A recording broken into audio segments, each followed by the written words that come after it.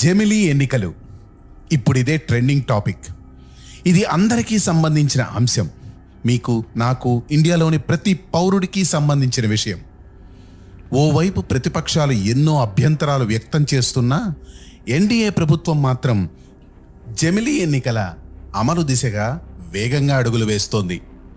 దేశవ్యాప్తంగా ఒకేసారి ఎన్నికలు నిర్వహించడం అన్నది అంత ఆషామాషీ వ్యవహారం కాదు. రాజ్యాంగ సవరణల నుంచి రాష్ట్రాల ఆమోదం వరకు ఎన్నో అడ్డంకులను దాటితే మినహా ఇది సాధ్యపడదు. దేశవ్యాప్తంగా ఒకేసారి ఎన్నికలు నిర్వహించడమే ఈ బిల్లు ప్రధాన ఉద్దేశం. లోక్సభ ఎన్నికలతో పాటే వివిధ రాష్ట్రాల అసెంబ్లీలకు ఒకేసారి ఎన్నికలు నిర్వహించాలని కేంద్రం ఈ బిల్లును తీసుకొచ్చింది. భారత మాజీ రాష్ట్రపతి రామ్నాథ్ కోవింద్ నేతృత్వంలో ప్రభుత్వం నియమించిన కమిటీ ఈ బిల్లుకు సంబంధించిన పలు సిఫార్సులు చేసింది. ఇక తాజాగా ఈ బిల్లును కేంద్ర మంత్రివర్గం ఆమోదించింది. ఇంతవరకు ప్రభుత్వం అనుకున్నట్లే జరిగింది. అయితే అసలు సినిమా బిల్లు పార్లమెంట్ ఆమోదం పొందడంలోనే ఉంది.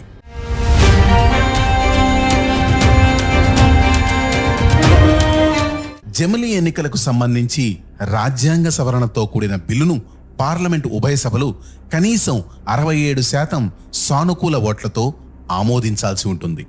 అంటే 543 స్థానాలున్న లోక్సభలో కనీసం 362 ఎంపీలు బిల్లుకు అనుకూలంగా ఓటేయాలి. దీంతో పాటు రాజ్యసభలో 245 సీట్లలో 164 ఎంపీలు ఈ బిల్లును సమర్థించాలి. అంతేకాకుండా ఎన్నికల అంశం ఉమ్మడి జాబితాలో ఉండడంతో ఈ బిల్లుకు దేశంలోని కనీసం సగం రాష్ట్రాల అసెంబ్లీలు ఆమోద ముద్ర వేయాలి. అంటే 14 రాష్ట్రాల అసెంబ్లీలు బిల్లును ఆమోదించాల్సిన అవసరం ఉంది. అయితే లోక్సభలో ఎన్డీఏకు ఉన్న బలం 61% మాత్రమే. అటు రాజ్యసభలోనూ ఎన్డీఏకు కేవలం 38% మాత్రమే బలం ఉంది.